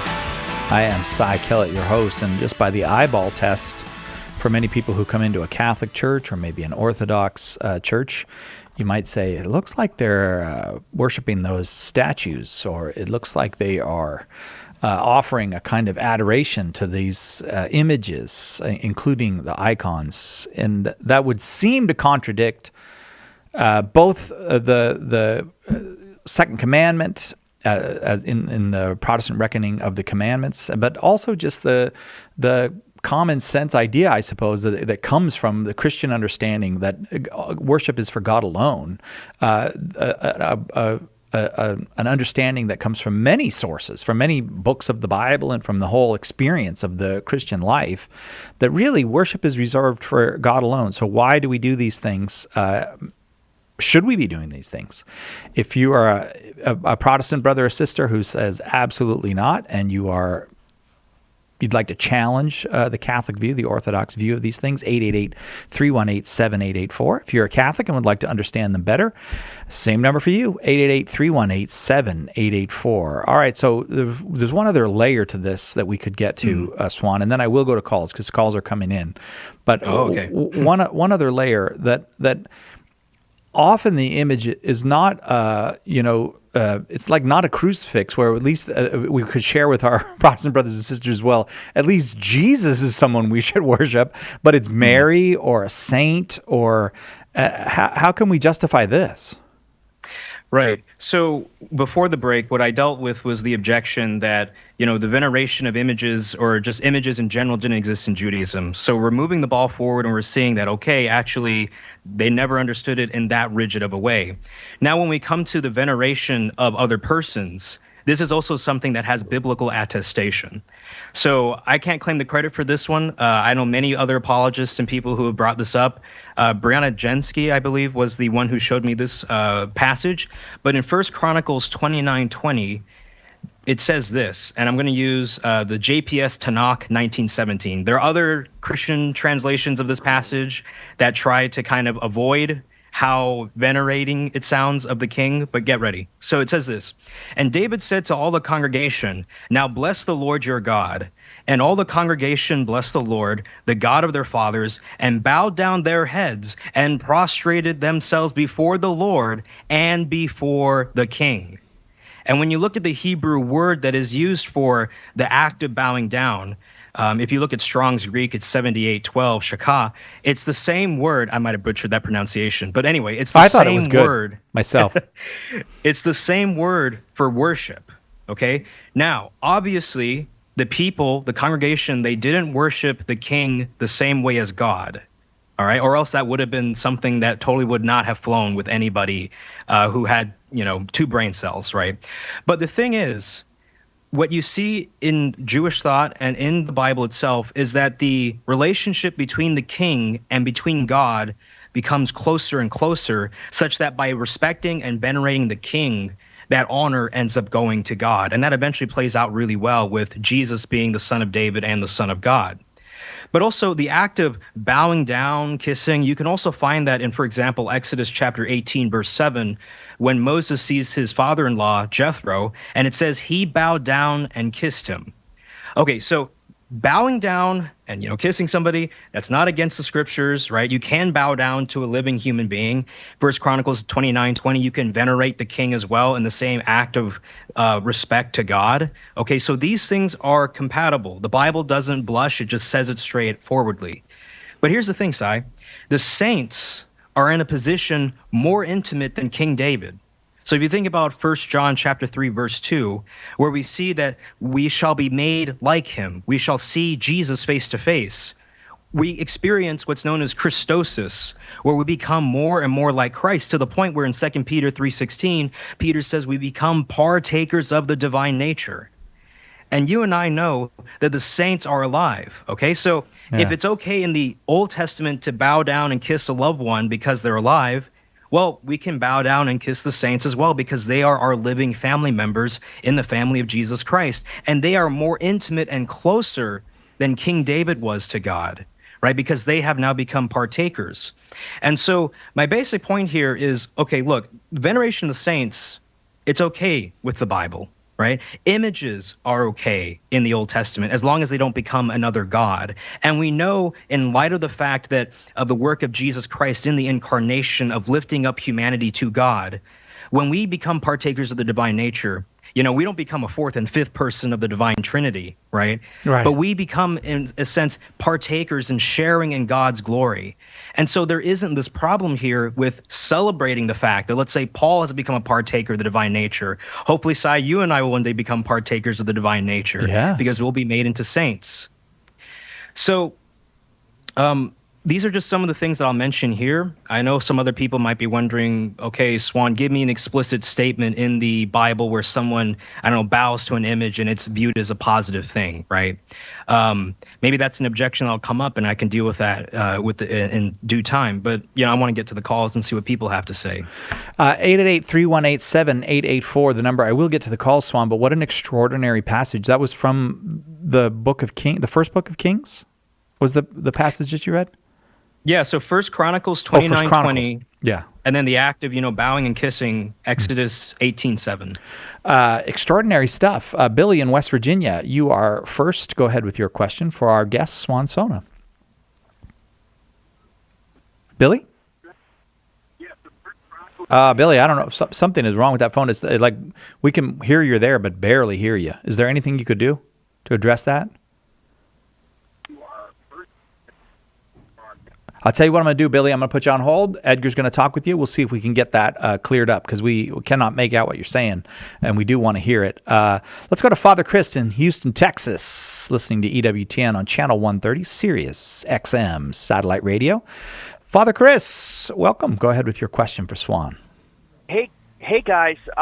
My question was, I have an understanding that the church in the East, whether Eastern Catholic or Orthodox, have dogmatized some of the depictions in the icons, so that today modern artistic license you would try to avoid that, because the way that a story has to be shown in an icon itself has been dogmatized. And I was wondering, is my impression correct? And in the West, do we have a similar practice, or is the artistic license seen differently? Yeah, that's a great question. So if you look at the Council of Nicaea itself and what it says, it does lay out specific kind of guidelines for the kinds of images that you can produce. So Nicaea II in 787, which is the last ecumenical council that Catholics and Orthodox agree on as ecumenical, in that council it talks about how, for example, you can't depict the deity of Christ as if it were a separate thing from his flesh and humanity, right? So you shouldn't also try to depict the Father, because the Father is invisible, and the image of the Father is Jesus Christ, the incarnate Lord, and so that is the proper image of the Father if you're going to try and depict him. So these are some examples actually in the Second Council of Nicaea, or Second Nicaea, where they lay out rules and prohibitions. And I mean, given that is an ecumenical council, there might be some difference in canon law here and there, but I think for the most part, that's a universal thing. Does that make sense, Father? It sure does. Thank you. All right. Thank you very, very much. So what was the iconoclast controversy then? I'll go back to the callers, but this just piqued my interest. If you would remind me what the iconoclasm is. Right. So the iconoclast controversy was basically, I believe in the 6th century AD, or going into the 7th century AD, if I'm getting the dates right, or it might be the 7th to the 8th. Anyway, you had these people rising up, basically defacing images, plastering, painting over them, and also destroying them. And that was the big thing. And it ended up upsetting a lot of people. And eventually, I forget which emperor it was, but he releases this decree on the people, basically saying you can't have any icons anymore in your churches. Now, notice what that means is people already did have icons in their churches, and they were venerating them, right? So the people kind of go up in arms. It's a massive political debate. And then finally, the Second Council of Nicaea settles the issue. Very good. All right, thanks. So on we go with questions about. Can we go to Billy in West Virginia? Okay, it sounds like it's good. Billy, I'm sorry we had that problem. Go ahead with your question for Swan. I was just wondering about how in the world self is propagated as number one in importance. Okay? Okay. Now, we are made in the likeness and image of God. Is self to be adored and worshipped as much as or more than God? Okay, Swan, I don't know if you heard all of that, but it is natural for us to promote ourselves, to put ourselves at the center of things. And Billy's saying that we are made, if we're made in the image and likeness of God, shouldn't we ourselves be venerated like God is? Well, I would say that obviously because we're made in the image of God, that affords a great dignity to the human person, and we should show great care and love and affection. But we don't want to show a care in such a way that we become replacements for God. And that's the thing that you have to watch out for, self-idolatry, when you think that you can do things that only God can do. And even in the Jewish tradition, when they were debating, what is the proper limits on the images that we can make, notice that it wasn't an absolute prohibition on images, just what kinds of images can we make. They were always most hesitant to depict the human form because the human form is the image of God, right, going back to Genesis. And so it was almost like if we draw the human form, then we're drawing God. And so I think even in the Jewish tradition, eventually they did get over that hurdle in the 3rd century. But the bottom line is, we show respect to the human person that in a way that is compatible with respect for the human person. And if we turn ourselves into idols and replacements for God, we aren't ultimately respecting the human person because we're only truly happy when we're worshiping God. Billy, thank you so much. I'm really glad we were able to hear you on that one. We overcame whatever the technical difficulty was. If you have a question or a challenge for our guest, Swan Sona, both are very welcome here. We're talking about the venerating of images, venerating icons, statues, artworks as a means of worship and prayer. 888-318-7884. The recent decision by the U.S. Supreme Court to overturn Roe v. Wade was a monumental victory for the pro-life movement. But the fight is far from over. With our new booklet, Why We're Pro-Life, we have produced the perfect tool to prepare you to have peaceful and convincing conversations to shed light on the truth about human life from conception to natural death. Catholic Answers is printing millions of copies of this booklet, and we plan simply to give them away. You can help us in 2 ways. First, by generously supporting this project. 25 cents prints 1 book. $2,500 prints 10,000, and so on. Second, by helping us distribute the booklet through your parish, your school, or the pro-life ministry you work with. Catholic Answers is going to blanket the country with Why We're Pro-Life, but only if you step up and help us. Thank you so much. For more information, visit whyweareprolife.com. Want to know more about the origins of the Catholic Church? Joe Heschmeyer explores the beginnings of Christianity in The Early Church Was the Catholic Church. Joe digs deep into the words and actions of those who lived right after the apostles to refute anti-Catholic claims of how the faith was lived back then. Order your copy of The Early Church Was the Catholic Church today at shop.catholic.com or get it at a good Catholic bookstore near you. As Catholic apologetics have gotten stronger, Protestant responses have gotten stronger as well. And now they have their own answers to rebut the standard Catholic proofs. Don't fret, we've got you covered. In his new book, Meeting the Protestant Response, apologist Carlo Broussard gives well-reasoned biblical answers to Protestant comebacks. Order your copy of Meeting the Protestant Response today at shop.catholic.com or ask for it at a good Catholic bookstore near you. Hi, this is Janet Williams. Please join us for Women of Grace tomorrow at 11 a.m. Eastern here on EWTN Radio. Now, back to Catholic Answers Live.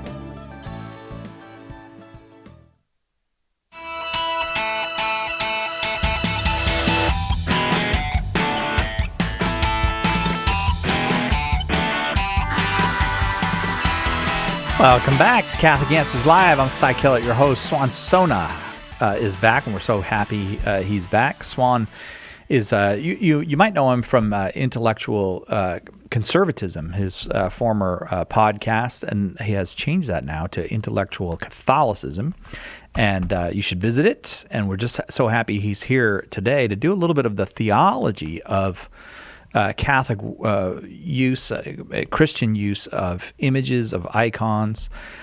Because in many ways, we talk about these things only as a kind of answer to a challenge. And there's something much deeper here than just the answering of a challenge. There's a great opportunity to understand what it is for a thing to be, or a thing or a person to be in the image of another. And so Swan's here to help us with that. Your calls, of course, and whether they're challenging or just curious, are very welcome. 888-318-7884, 888-318-7884. So what do you make of the challenge, Swan? Because you raised this challenge before. I'm going to raise it again before we go back to the phones. Of the challenge that says, show me one place in the Bible, anywhere in the Bible, where somebody venerates an image, where somebody, prays before an icon. Show me anything like that. Mm-hmm.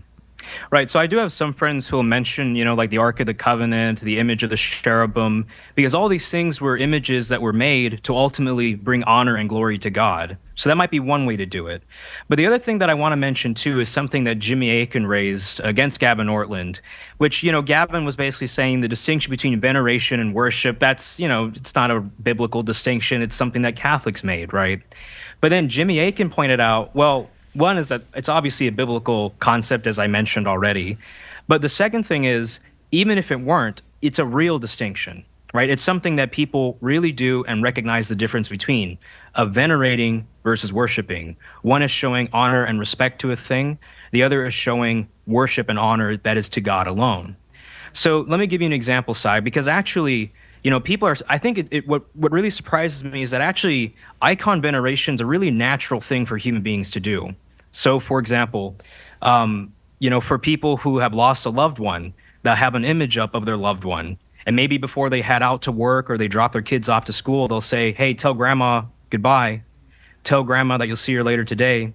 And they use that image as not only a way to, communicate with that person, but almost like as if that image brings the presence of the person still there. And so this is actually something we do all the time as people. And even to tell you a quick story, when I was in high school and I lost a close friend of mine, it was during an exam week and I was feeling really down. And so I held on to my friend's image. It was a close friend of mine. And I looked over and I saw one of my Catholic friends pull out an image of the Blessed Mother. And my mind made the connection that, wow, what I'm doing with this loved one, with this friend of mine, that person is doing with the image of the Blessed Mother. And you see, God won't condemn. Surely God won't condemn somebody for holding on to an image of someone they love, or, saying goodnight. Let's say if a husband who has lost his wife says goodnight to an image of his wife, do you really think God is going to condemn that? Or does God also, I think, and it's safe to say, would see that that's something innocent and it's not an idol? It does seem like the latter. It seems like that natural kind of that's a kind of natural evidence that this is just what we do. That we that we evoke the person, the presence of the person, the memory of the person. We recollect all that with images, and that it's perfectly natural to do that. Just like you would. There's certain houses from my childhood, if I went to visited them, this is just an analogy. It's not the same thing, but, I'm not going there to worship that house or something, but it would bring back a certain memory, a certain joy, but also a certain sense of loss that the person is not actually there. All that it just seems that is natural to the human being. So to do that. But is there in what we do in the use of images, for example, it's very, very common, probably the most common thing for Catholics to pray in front of a Eucharist. I mean, it's not the Eucharist. I mean, a crucifix. We do pray in front of the Eucharist, but the crucifix. So here's the image of Christ crucified, and the experience of that is. Both the experience of there's the physical sensory experience of the image, but you're not talking to the image. You're not recollecting the image. Something else is happening. But this is absolutely I don't think there's anything more. I mean, saying the Our Father is probably the only thing more common than remembering Christ and communicating with Christ in the presence of the crucifix. Right. I mean, we use the crucifix as a way to help us remember Christ's sacrifice on the cross. For anyone who watched and enjoyed the Passion of the Christ, right, we're having an image of Christ and the sacrifice that he did on the cross as a way to help us grow in our devotion. So we see all the time that there are ways in which images can be used, and it doesn't automatically mean that they're idols. And as I mentioned before previously, the saints, we don't treat them as gods. We treat them as partakers of the divine nature because that's what Scripture says that they are. They have been made like Christ. And so we celebrate that. And I mean, to use another analogy, Sai, I mean, imagine if I was talking to my sister on my phone right now and you asked me, hey, Swan, who are you talking to? I lift up my phone and I say, I'm talking to my sister. Imagine if you said, Swan, are you saying that your sister's the phone?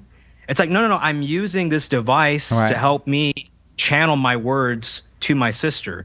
And so the image, the icon does the same function, right?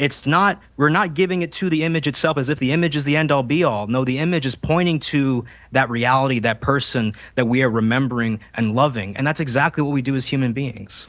It is indeed. And I do want to get to the calls, but let me offer one more analogy and see if it resonates with you. And that is, I don't think any Christian would oppose the idea of reading the gospel in order to put us in a recollected state with Jesus.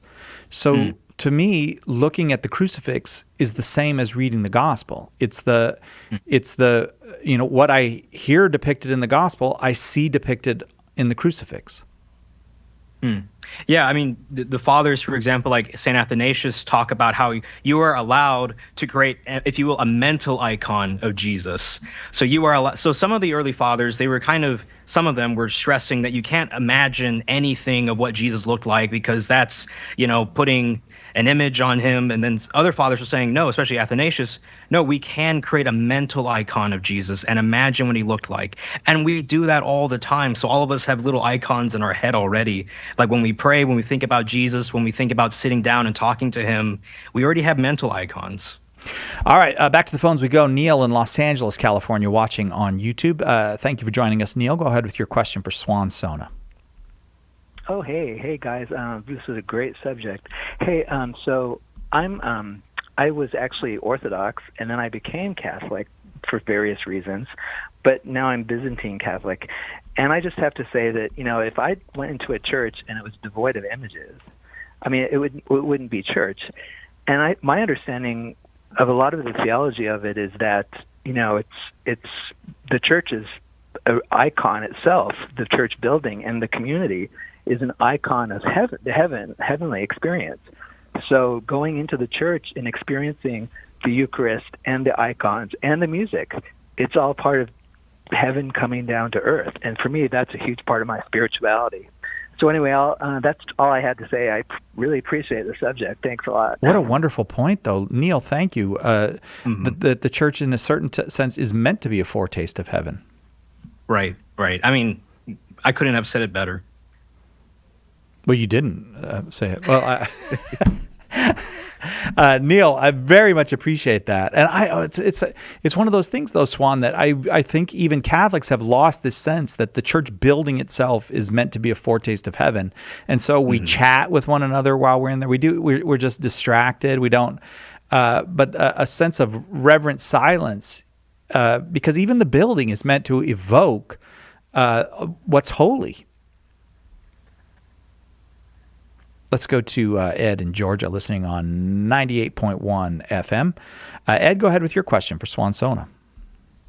Hey, guys. I get the veneration, and, I grew up Catholic, so I get the, the motivation part, was kind of built in with all the icons, and, it's sort of meant to generate or evoke emotions. But the thing that's different is seems to me praying to these people, icons, whatever, is more than venerating.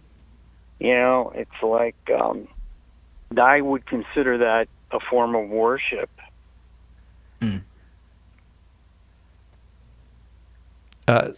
Go ahead, Swan, and I'll let Ed. We'll make it a little conversation. If you'll hang on, we'll come back to you. Go ahead, Swan. Sure. How would you respond to that?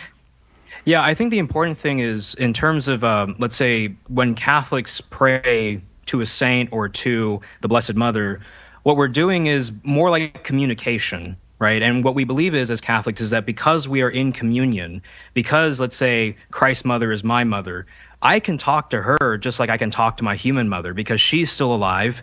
There isn't this veil between heaven and earth. Christ tore that veil 2,000 years ago.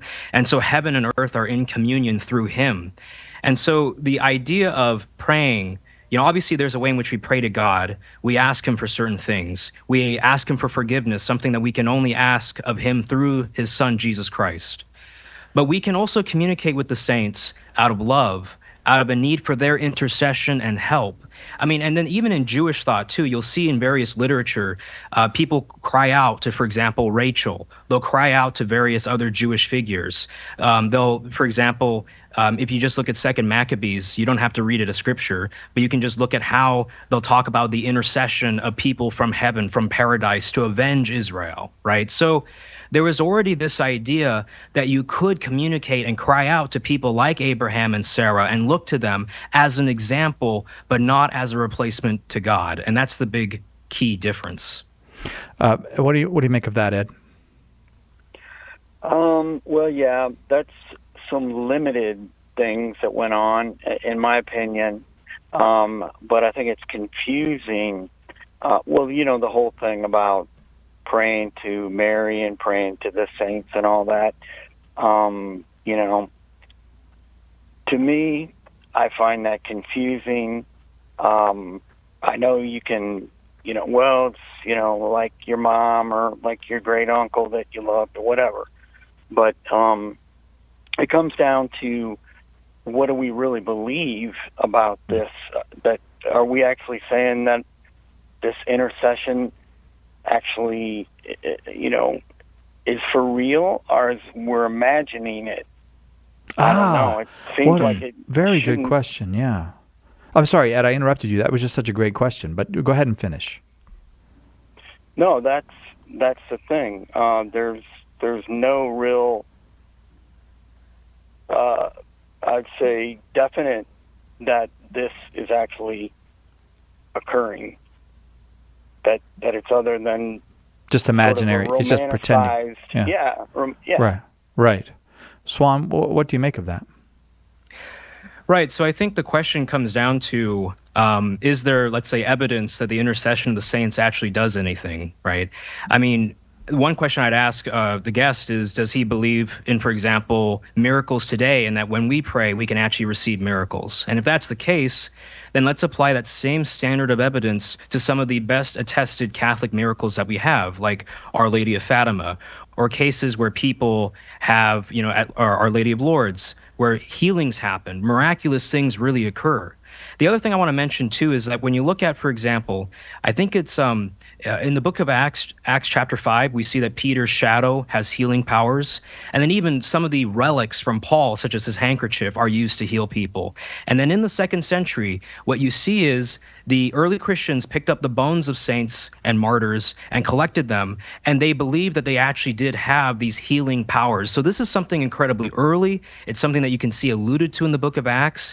And so it has this idea that, no, the saints really do, even after death, still have a power and capacity to help us. And so what I would simply say is, okay, if you believe miracles still happen today when we pray to God, then let's look at the evidence for when people pray to saints and see how powerful is that evidence. And I think there's a lot of good evidence for things like Our Lady of Fatima, Our Lady of Lourdes, and other intercessions throughout history. Okay, Ed?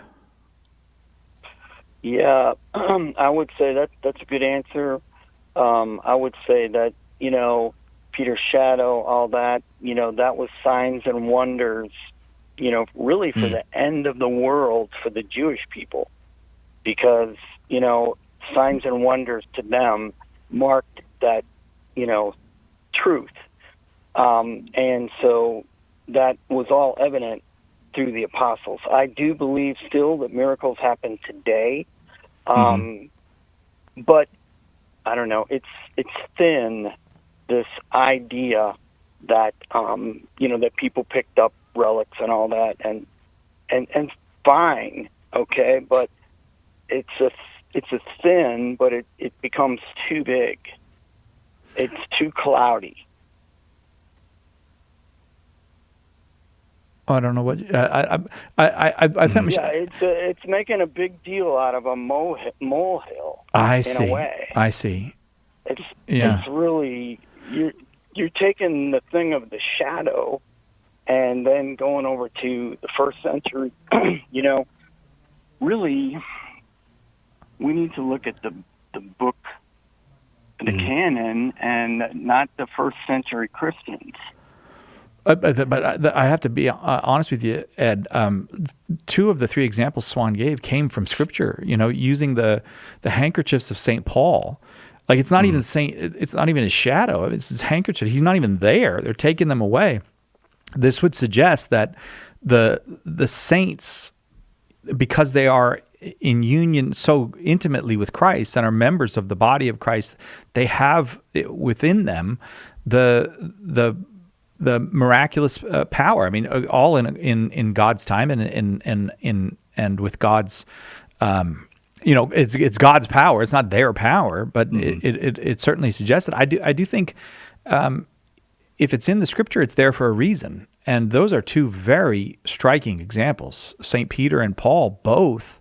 And so we can only imagine, what about the other 12 apostles, some of whom are never mentioned again after the Gospels, or are barely mentioned again after the Gospels. It does seem to me that we could extrapolate that there are many, many examples. But I got to go to the break, and I really enjoyed the conversation, Ed. Where I don't harbor the illusion that we convinced you, but I do. I'm very grateful for the opportunity for the conversation. We'll take a quick break. Be right back with more on the veneration of images with Swan Sona on Catholic Answers Live. It's all about the truth. Catholic Answers Live. Underwriting for Catholic Answers Live is provided by Real Estate for Life. Real Estate for Life connects home buyers and sellers to real estate agents while supporting pro-life organizations. On the web at realestateforlife.org. If it's central to the faith, you can find it on EWTN Podcast Central, featuring the best of EWTN Radio, as well as faith-filled podcasts from our friends and affiliates across the nation, all in one place, all free. The destination for great Catholic audio programming is EWTN Podcast Central. It's like podcast heaven. Visit EWTN.com/radio/podcasts today. Do you love sharing the gospel and want to learn to be more effective? Join the St. Paul Street Evangelization online School of Evangelization. You will learn to build bridges of trust and make disciples by befriending strangers, proclaiming the gospel, inviting people to the church, and praying with others. We'll ask for a pledge of financial support, but if you are unable to give, we'll give you a membership at no cost. Find out more and get involved today at streetevangelization.com. That's streetevangelization.com.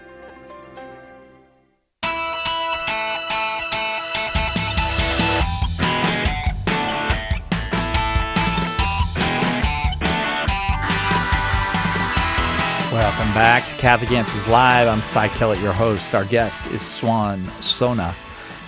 One of the things that we have discussed this hour is that often Catholics only talk about all these images and statues and icons that we have and our relationship with them when we're challenged on it by our Protestant brothers and sisters. But we shouldn't do that, because this is a quite profound and healthy part of Catholic and Orthodox and traditional Christian spirituality. And so we can talk in a simply a positive way about what God has given us in His incarnation, which affirms all of our senses as important for receiving His word. Swan, you ready to go take some more calls? Oh, yeah. Mm-hmm. Let's go to Dan in Fargo, North Dakota, listening on Real Presence Radio. Dan, we're glad you're here. Go ahead with your question for Swan Sona. Well, I was only on hold for about a minute. That's pretty good. Oh, don't say that. See, now other people are going to be mad at us, Dan. You're going to all those other people. You're just causing trouble, Dan. All right, go ahead. Yeah. Okay. Well, in my studies of Revelation, I came across the Armageddon passage, okay? Well, I always wondered what that's all about, because I knew it wasn't a time. You know, it's not this, asteroid coming to Earth type of thing or whatever. But anyway, so I looked into it, and one of my study Bibles said that Armageddon, or Harmageddon, they put it, means mountain of Megiddo. Well, then I had to look it up, and I looked on a map, and there is no mountain called Megiddo. However, it's a valley that has a particular mountain called Carmel. And at Carmel, most people who read a lot in the Old Testament would know that it's a very important mountain, and Elijah showed the one true God was Yahweh, and he defeated all the prophets of Baal and everything. Well, I was thinking in my head that this could be a good warning for people not to worship anyone else, and that would include images. And I've seen people worship the images. They shouldn't, I know that, but I've seen them. People actually think that St. Jude is the one's going to save when it's actually God, stuff like that. And I was just wondering how that would all tie in there. Well, I think the first thing to point out is whether or not the passage of, let's say, Elijah at Mount Carmel actually has any relevance to the issue of the veneration of saints. Because actually, as a Catholic, I would wholeheartedly agree with you that I would not worship a saint. I would venerate a saint. I would respect and honor a saint. I would seek their intercession. But it's ultimately, and all of us recognize this, it's the power of God through working through the saint that the great things are accomplished. So, for example, as I mentioned in the previous conversation with Acts chapter 5, Peter, and then Acts 19, Paul, God used his own glory and power to work through these apostles so that other people could receive it. The other thing I want to mention, too, is go back to my example of 1 Chronicles 29:20, where you have the Israelites in the same act of prostration and bowing down to the Lord and before the king. Now, obviously, we know that our God is a jealous God from the second commandment, but God didn't seem to have a problem with them showing honor to the king and worship to the Lord. And if that distinction can be found in 1 Chronicles 29:20, then I don't see an issue with at least saying we can venerate a saint and we worship God alone. Okay. But I was wondering what you thought about it being in Revelation when they use that they're warning the people not to worship other gods. And I know I've seen it, people worshiping other saints, and including Mary. They shouldn't. I know that, but some of them do. They actually never pray to Jesus. They go straight to Mary instead. Well, could I just ask you, when you say you've seen someone worshiping Mary, what did you see? Well, I hear what they say. Ah, I see. And what they talk about. And they say they want Mary to save them. Okay, Swan? Yeah, I mean, so it really depends on what's going on in the person's heart and what they're doing, right? Because there is a way in which one could say, you can have, let's say, Mary save you, and it's by her calling upon her son to use his power, to use his glory, to use his merits to absolve you of your sins. We don't believe as Catholics that, let's say, the saint in themselves has the power to do anything.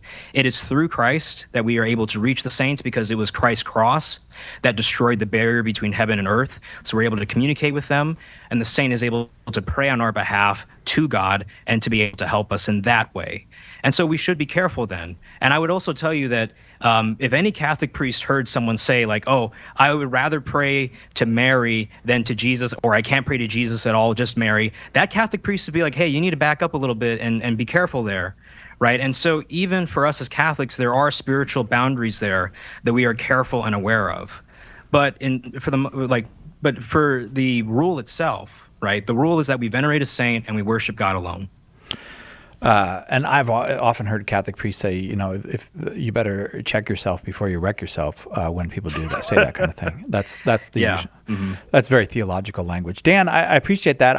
Catholics, I'd never tire of saying we're not above the sin of idolatry. I mean, Catholics have committed every sin And so maybe you have seen that, but that is not the teaching of the Catholic Church.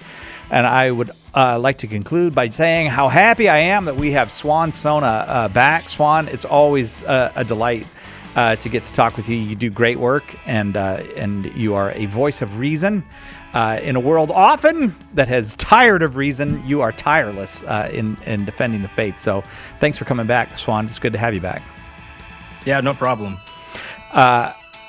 Tomorrow, 2 hours, open forum, call and ask whatever you like. Don't forget to check out what Swan Sona does. You can do that by going to YouTube and just search Intellectual Catholicism, and you'll find out what he's up to now. You want to see the old stuff, go to Intellectual Conservatism. That stuff is still available as well. Again, thank you, Swan, and thank you all for joining us today. We'll see you tomorrow, God willing, right here on Catholic Answers Live.